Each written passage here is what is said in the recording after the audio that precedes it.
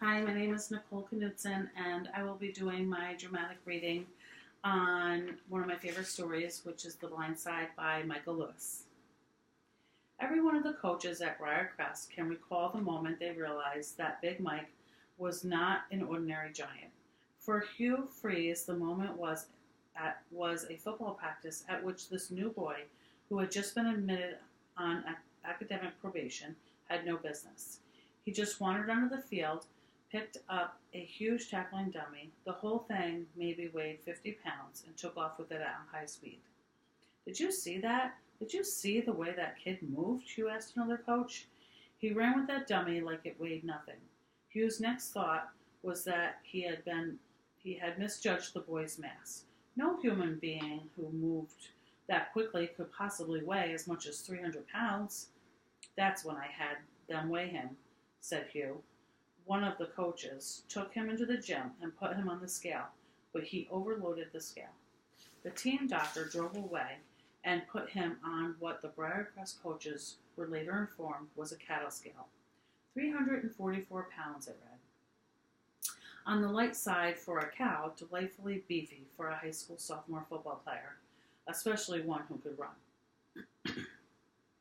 I didn't know whether he could play, said Freeze, but I knew this: we didn't have anyone like him on campus.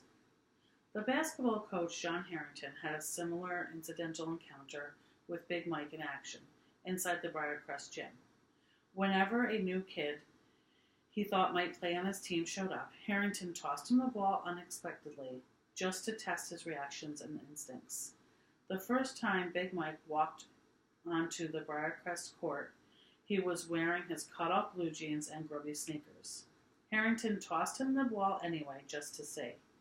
Instead of taking it to the rim or kicking it to the stands, as you might expect for a boy his size to do, he caught it and swirled. He dribbled 3 times between his legs, spun, and from the dead corner of the floor, nailed a 3-point shot. Walking into the gym, he sort of became a different person, said Harrington. He was doing things a guard would do. Here's this kid, 6'5", 300 and something pounds, and he's moving like he's 165 pounds. My head's spinning. Coach Bogus, the track coach who doubled as a weightlifting instructor and tripled as an assistant football coach, had his own shocking encounter with the boy's freakish physical gifts. It came on the Briarcrest football field. Big Mike wasn't allowed to play, but every now and then he would come out onto the field and played in effect by himself.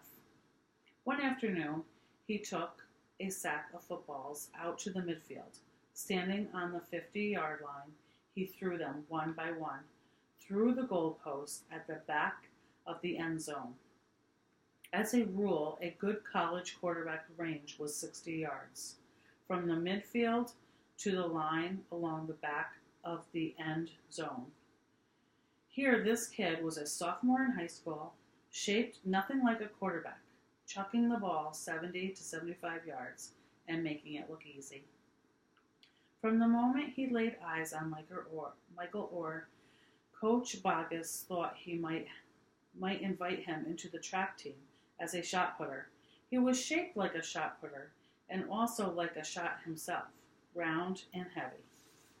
It hadn't occurred to Bogus to ask Mike to throw anything else until he saw him chucking these footballs and realized he was not merely huge and strong, but flexible and long-armed.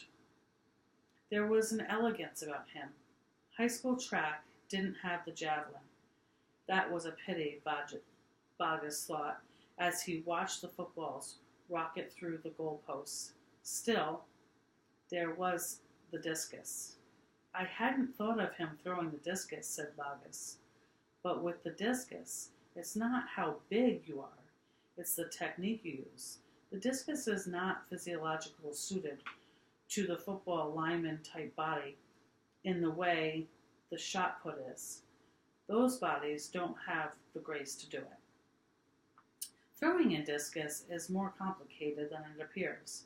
The discus thrower needs to separate his lower half from his upper half so that the lower half rotates faster than the upper half and creates a toric effect. To achieve the proper spin on the discus requires the body control of an ice skater. None of the Briarcrest coaches was able to teach spinning by example, as none of them could do it themselves. When they had a kid who was ambitious enough to try it, they showed him instructional videos. In Michael Orr's case, the coach's ignorance hardly mattered. When the first track meet rolled around that first spring, he hadn't spent a minute with the coaches. He was earning straight D's in the classroom and spending 5 hours a day with tutors in exchange for being allowed to finish up the basketball season on the Briarcrest team. When Coach Bogus led him to the Briarcrest back door and onto the old grass field for the first meet, he sensed rightly that Michael Orr was witnessing track and field for the first time in his life.